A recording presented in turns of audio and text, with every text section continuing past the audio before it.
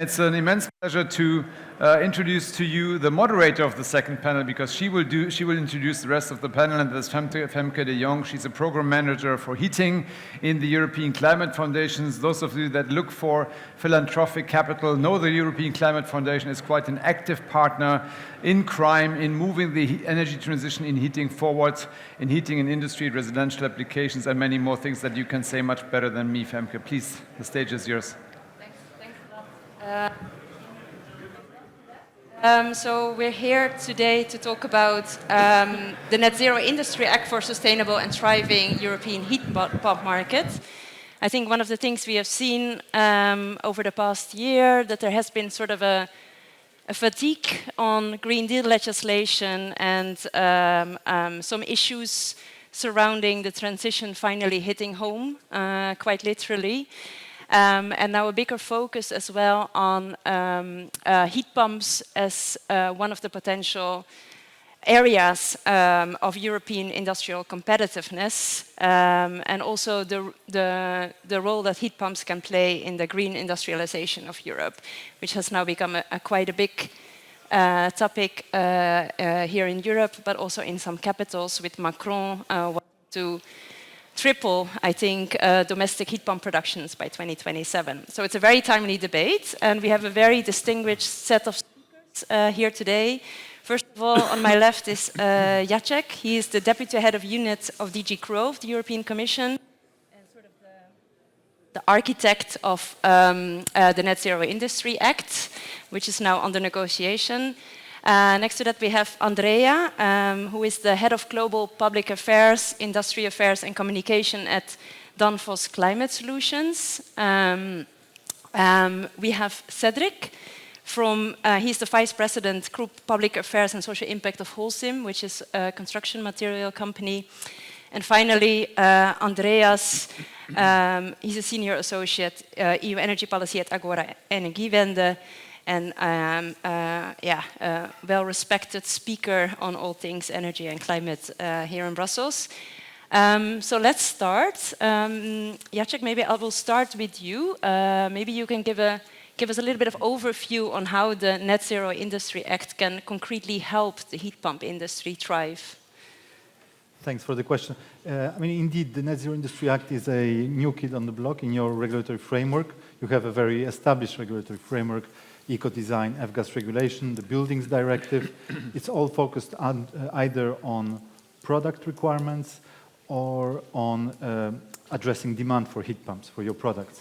What was missing is the focus on the supply chain, how to make sure that we have a resilient supply chains here in Europe. And this is, you know, in the current political, let's say, context, a very hot topic.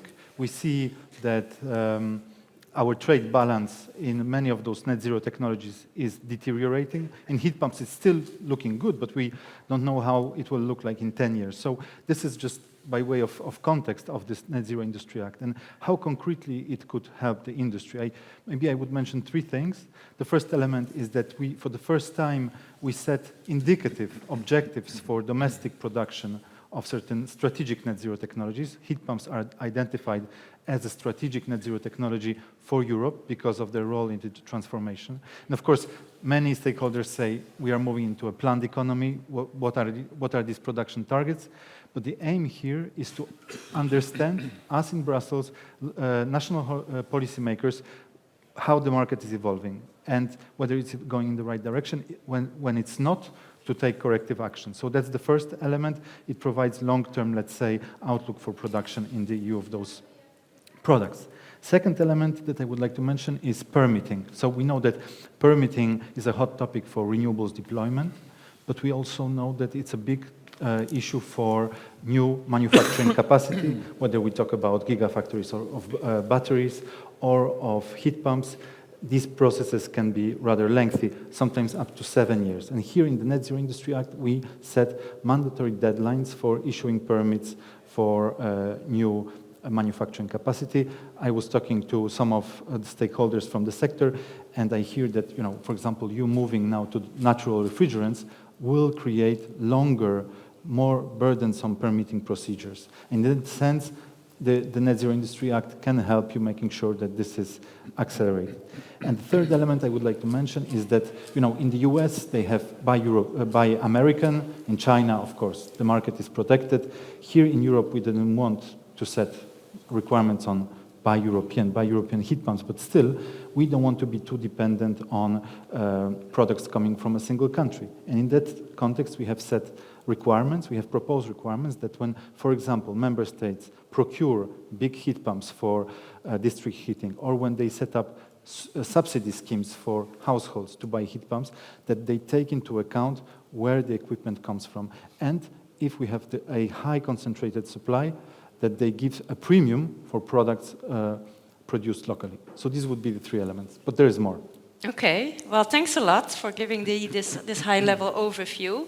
Maybe let's now turn to Andrea in terms of your views on the Net Zero Industry Act and what you think maybe can be improved in this legislation, in particular for maybe large-scale heat pumps for industry. Yeah, thank you, Femke, and thanks for the introduction. And first of all, I would like to pick up something what the previous speakers on the previous panel came out was that everybody was optimistic, and I think that's something we should all keep in mind to remain optimistic on what can be achieved. And in that sense, I would also say that the Net Zero Industry Act as such, as an initiative, is a good initiative because it goes in the right direction and it is also intended to support industry, so that's definitely a very good move. Then I wanted to emphasize a little bit more the industrial and commercial side of the heat pumps. Of course, residential heat pumps, everybody, when you hear heat pump in general and when you speak to people who are not in this sector, when they hear heat pump, they think automatically residential. That's the first association people have with heat pumps. But there is much more to heat pumps than residential, and I would wish that in the Net Zero Industry Act, this is also taken into account, that there are industrial and commercial size heat pumps that can be very big heat pumps, but it can also be heat pumps for waste heat recovery, for example. It was mentioned in the previous panel, and I think it's worth it to say it again here, that we have a huge potential with waste heat, specifically industrial applications. Industry has a huge challenge to decarbonize, and that also came out in the keynote this morning, that industry really has a big challenge and also a big potential to reduce emissions, and waste heat in this context can contribute a lot if it's waste heat from an industrial process, for example, that can then be recovered, can then be upgraded with a heat pump, and can then be reused either on site or in a district energy network. And making sure that this is recognized and that we really tap into that potential, I think that's really important, and that's also where perhaps the Net Zero Industry Act can contribute in order to put the finger on it. And even in terms of efficiency, I think the gentleman from Train said that earlier, if you can combine the heating and the cooling into one application where you can recover the waste heat from the cooling, where you can also cool, then even the efficiency gets much higher and much better. So we have really huge potential there to decarbonize. And there is more to it, but I'll say that afterwards. Okay, well, thanks a lot. Then I maybe turn to Andreas. Do you agree with Andrea? Is the Net Zero Industry Act fit for purpose for a thriving heat pump market? I would say I have a more mixed view than the previous two speakers, and maybe it's just a matter of accentuation. But I mean, the Net Zero Industry Act was a response to the fact that there was, on the one hand, a realization of how big the challenge was, or the scale of the deployment that was needed. Was becoming more evident. The scale of the competitiveness of other, or the new kids on the block in the US and China spending a lot of money in some very strategic sectors, or has the ship already sailed on solar and battery, was a big discussion. And finally, we had these COVID disruptions, and we had these disruptions with the war in Ukraine that really opened our eyes to the need for resilience. And I think the resilience part is maybe the core focus of the Net Zero Industry Act, but it was also supposed to be, at least in the initial communication, a response also to these other two challenges. And I think overall, especially when you look at, let's say, solar and batteries, It is maybe a more ambitious, at least political framework and goal-setting instrument. With heat pumps, giving some credit to maybe some permitting benefits here and there for manufacturing, I think it falls far short. And I'll just give a few reasons. First, perhaps most importantly, there's no new money on the table. There's nothing really that comes out of it for heat pumps. And especially in the context that the money that has now been discussed now in the broader context of investing into strategic industries with the STEP program, which was initially supposed to be an EU sovereignty fund of greater proportions. The money is overspent 10 times over, especially when considering that heat pumps in the broader picture of batteries, solar, wind, will not get a large share of the 10 billion that have been put on the table, which are reused, reshuffled funds from the EU budget. Secondly, large-scale heat pumps are technically, can be interpreted as part of the Net Zero Industry Act, because nowhere does it say they're not included. But in every single piece of analysis that the European Commission has done, it's always been on small-scale heat pumps. There hasn't been a single piece of evidence as to, what is the state of the market, what are the indicative targets we need for large-scale heat pumps, what is the investment challenge. So every single indicative number in there is for small-scale heat pumps. So that entire segment of the market has not at all been recognized. And finally, the minimum thresholds, when we talk about resilience, are completely fall short for heat pumps. The only target we have in the final proposal is a 40% clear cut across for all technologies target for share of EU manufacturing. That might make sense for batteries. That might make sense for solar. It certainly does not make sense for EU manufacturing of heat pumps, where depending on what analysis you're looking at, we have 67 to 80% of the market already being covered by EU manufacturing. So. Is it delivering any resilience, really, in the EU manufacturing base? I would argue not. So given all of that, you can say it falls short. And I think the fundamental critique would be it's not actually an industrial policy. And Jacek said, okay, there's a broader set of measures. There's the EPBD, there's the F-gas regulation. You mentioned a few that are F-gas regulation also being a DG GROW issue. And I would mention, actually, the picture looks better in terms of there are a lot of policies out there for the EU. If you look at there's an ETS2 now in the future. There are a bunch of EU funds that could potentially be tapped into for helping deployment. There are, RED permitting issues. There's lots of stuff out there. The challenge is that I really don't know if this adds up to an industrial policy. And that's where I really look to the Heat Pump Action Plan to deliver that. So I'm very happy that the European Commission is now trying to make sense of where the heat pump industry actually stands and to try to take the next step of interpreting that, but I certainly think the Net Zero Industry Act doesn't deliver that. Thanks a lot for that. I will let you come back to some of these points while you reflect. Maybe first to turn to Cedric. We already heard earlier today that there is this interaction, more sector integration between heat pumps and energy systems, also with the use of waste heat. But there's also an interaction between buildings and, at least, let's go back to residential heat pumps, and there are synergies to be found there. So as a representative of a building materials company, can you maybe give some examples or some areas where this can be exploited more? Sure. Thanks, Femke. So I'm from Holcim Construction Materials and known for concrete, cement and concrete. So we've got lots of waste heat in our cement plants, but I'm not going to talk about that. I'll take a different thing, and I'll illustrate my point by telling you a 1-minute story. I went on a site visit, a social housing complex in Vienna, about 6 months ago. About 60 units, all heated 21 degrees C throughout the year, so through the heat peak in the summer and the winter peak.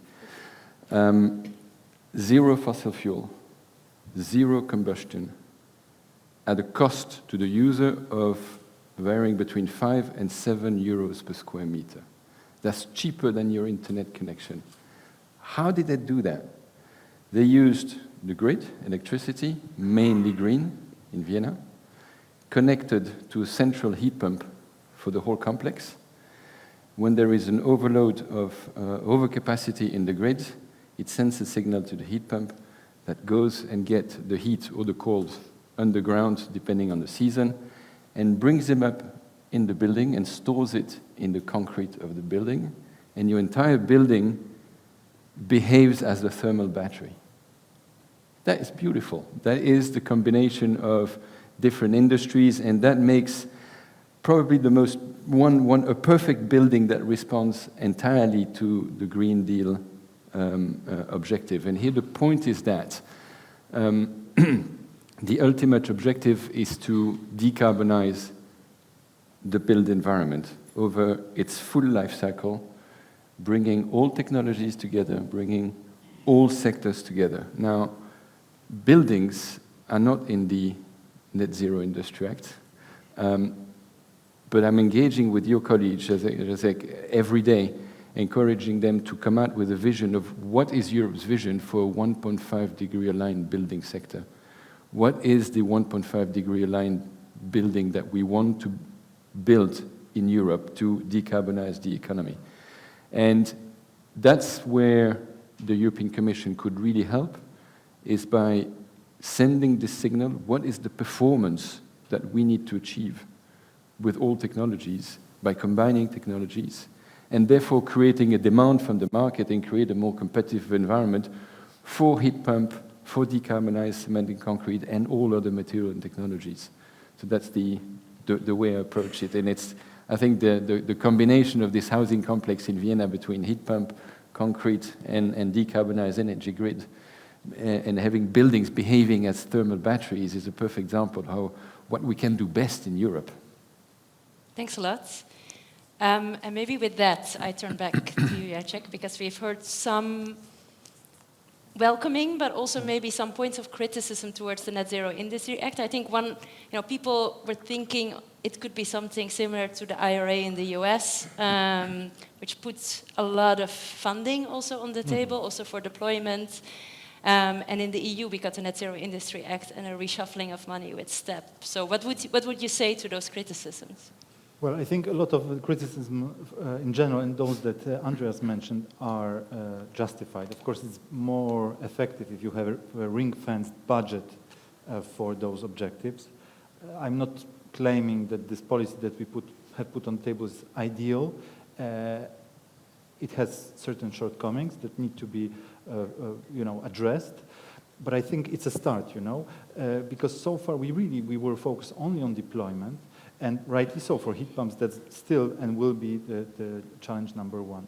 But no one really in the national capitals or Brussels was thinking how to make sure that we don't have supply chain disruptions, that you don't lack compressors, for example, that you have also resources to develop new products, innovative products. And gradually, it's a process, nothing in Brussels happens from one day to another. But it's a process that we are building. When you look, for example, at the Innovation Fund, for the first time, the Innovation Fund is supporting also the manufacturing. So technology-ready products, but to scale up this production in an innovative way. And so we had the first call that was awarded in July, 800 million. There will be a new call, much bigger, and so on. There is a step that is coming, and so there's no ring-fence budget under the Net Zero Industry Act, but we will have a mechanism to identify strategic projects, and for those strategic projects, we will make sure that access to finance is easier than today.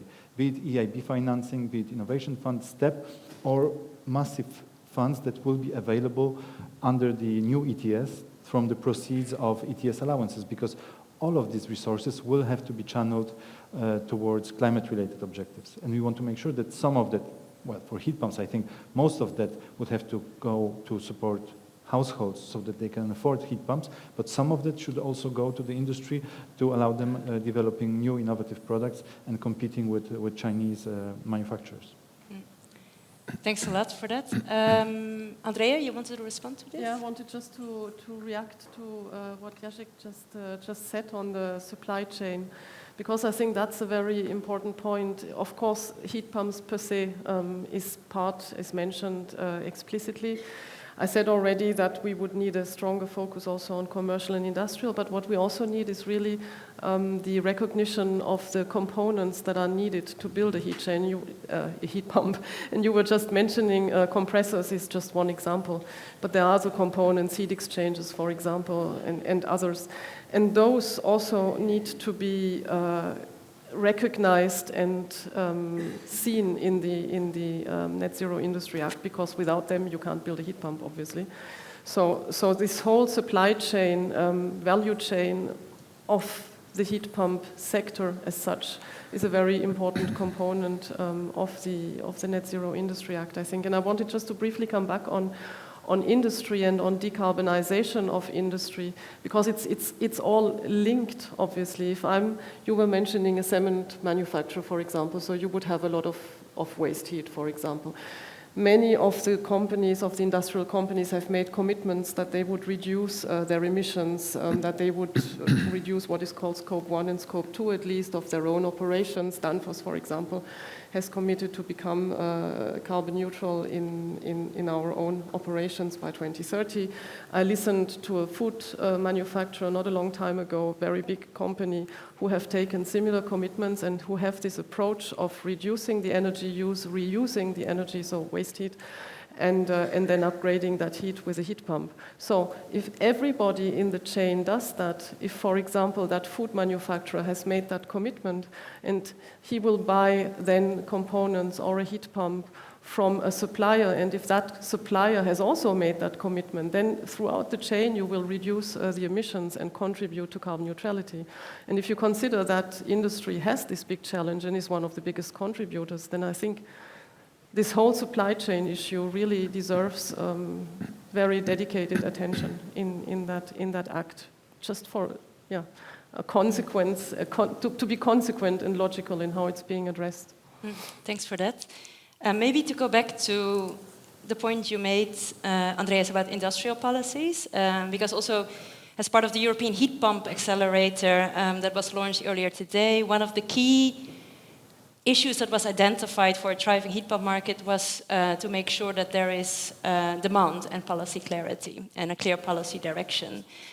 Do you think we have this at the moment in the EU? And if not, what would you say would be needed to add this element also to an industrial policy for heat pumps? I'll get to your question immediately. Let me just first start by saying there are three things that really worry me right now with the current framework. The first is the ETS2, which is on the one hand a great hope to rebalance energy prices, to bring in revenues we can spend.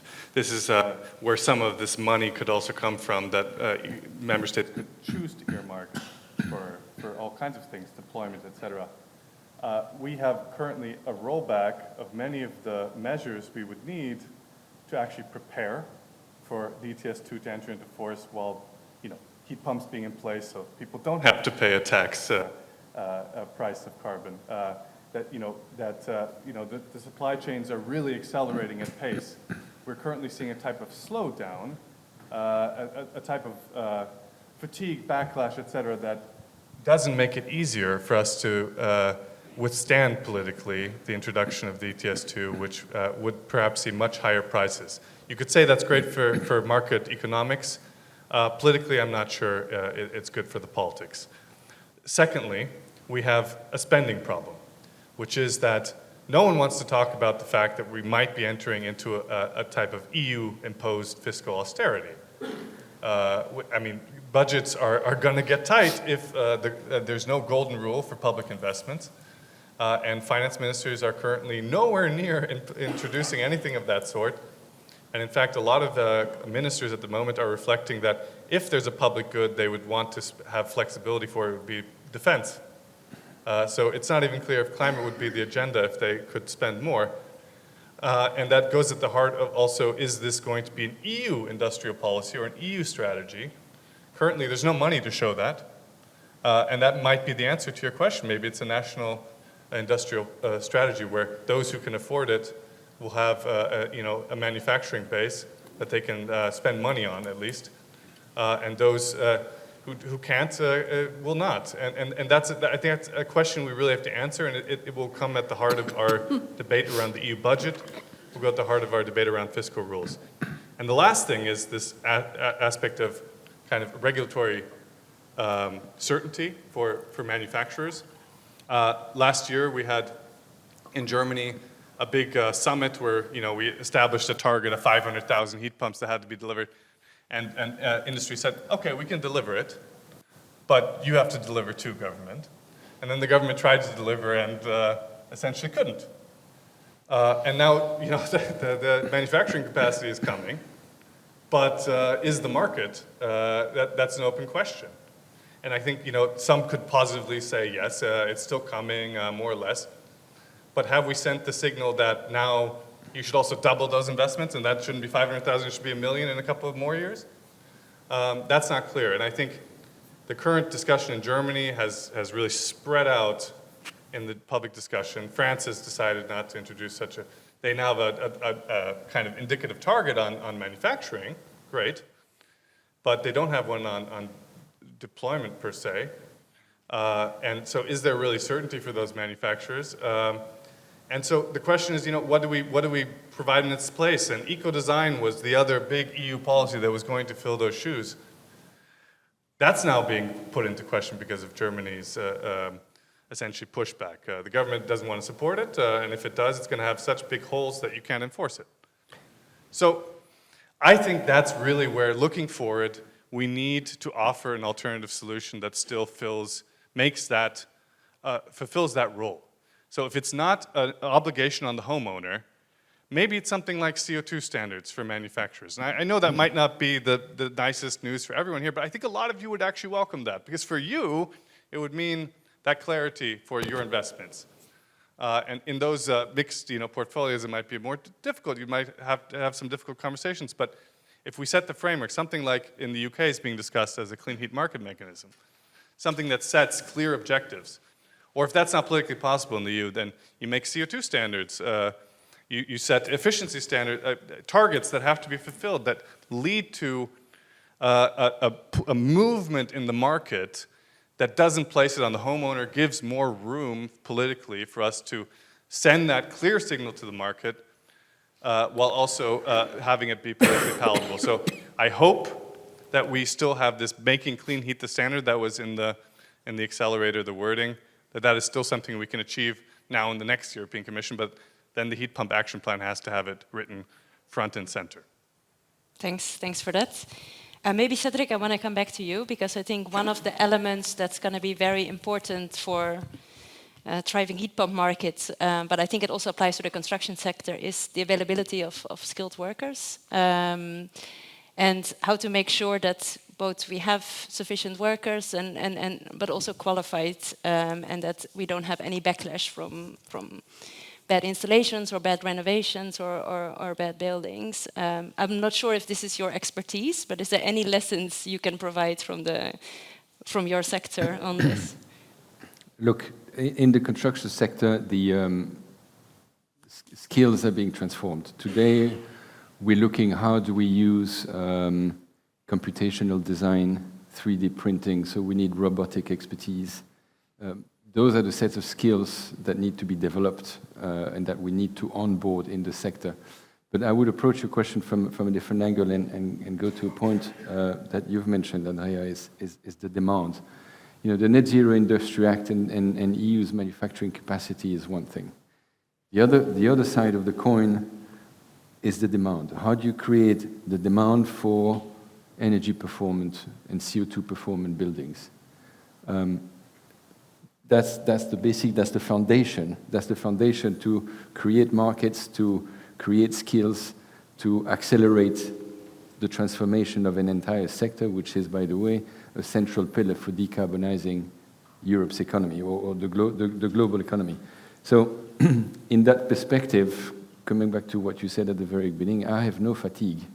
I am expecting the Commission to help us with demand pull mechanisms that will help us to develop low carbon construction in Europe, that will help creating a demand for low carbon products in Europe and for which pump is ideally placed. So it's this demand pull side of EU policy making that we see is lacking, and it's about creating opportunities. It's about creating a momentum in the sector as a whole, in which we all have a space to play, especially if we combine our skills and technologies. It will go faster. And in the short term, what we're seeing, and you're all best placed than me to know that, we have to address the inflation / interest rate crisis that is starting to hit the construction sector across the entire Europe. If it goes in the direction that we predict, or the figures predict, it will hit actually the housing sector, and we're going to have a serious housing problem that will repercutate in social problems. So we really have to pay attention to the construction sector, the building sector, residential housing, and how we don't lose the momentum because of the current economic crisis we find ourselves in, and do exactly the contrary, to insufflate momentum into it and create demand, accelerate demand for it. Thanks a lot. I think before we wrap up, I will still let you finish all with maybe one sentence. But maybe a question to you, Jacek, about this point on the role of an EU industrial strategy versus a more dispersed national industrial strategy with national funding backing that up. What is your view, also in terms of the different perspectives of countries on different technologies, etc.?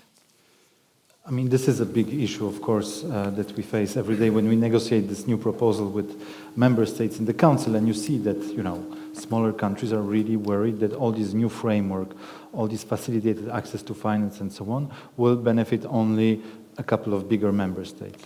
But, I think we have to build into the process certain safeguards. So, for example, when we will be identifying strategic projects, strategic net zero industry projects, one of the criterion will be spillover effects. That when you develop a new heat pump factory in Germany, you source certain components from neighboring member states. And I think through those processes, you can address this to some extent. The only real solution, of course, would be to have real financial firepower for those objectives at the EU level. Whether this is coming or not under the next MFF, it's a big question mark, of course, but it will certainly be a big topic. To what extent the EU budget should support an EU industrial policy. Something that was not discussed previously, it was not even a question, will be this time, I think, on the table. Thanks a lot. And maybe before we wrap up, maybe if I can get just one sentence from each of you so we can end a little bit on an optimistic note. What gives you hope regarding what we discussed in this session and today? I'm going to start with you, Andreas. What gives me hope is that any news is good news, in the sense that even the bad news tabloids have asked everyone to actually grapple with what is a heat pump and to really think about it and to discuss it. So I've never, heard as much focus and attention on heat pumps. Unfortunately, sometimes bad press, but again, I think even bad press is good press, in the sense that households are waking up to this technology exists. How do I make it work? And I've heard so many stories in my family and circle of friends who were initially very reluctant and kind of rejecting the idea, and are at least installing a hybrid heat pump, or really considering it now. So it kind of the tone changes very slowly, but after initial very bad backlash. Cedric, what gives you hope? I think the positive note from my side is that Europe can be the region where we build energy positive house at scale for the benefits of owners and inhabitants, finding a place for all technology providers at scale. Andrea? What gives me hope is that the technology is actually available. So we have all the cards in our hand. We have the cards in our hand to decarbonize the building stock. We have the cards in our hands to decarbonize industry. We have an opportunity with ongoing legislative measures and also with the Net Zero Industry Act to put the finger where we need further support. So I think there is a lot that we can achieve. It's just about deploying it and creating the right framework. Thanks. Also a difficult part, perhaps. Jacek, anything that makes you happy? Well, I think when you look at the market trends, that looks rather good for heat pumps, for example. It's expanding fast. For solar, the market is expanding much faster than what the Commission anticipated 6 months ago. So these trends are positive. I'm more worried about the supply chain. I know that for your sector it's not an issue for the moment, but when I see the scale of production in China and how it impacts already today EU manufacturers in wind and solar, this is something that worries me. Yeah. So sorry to finish with the worry, not with the hope. Something to look out for then, but still very positive news. Okay, I want to thank all the panelists for this discussion, and thank you for staying attentive to this session. And I'm going to hand back to Thomas for the next section. Thanks a lot.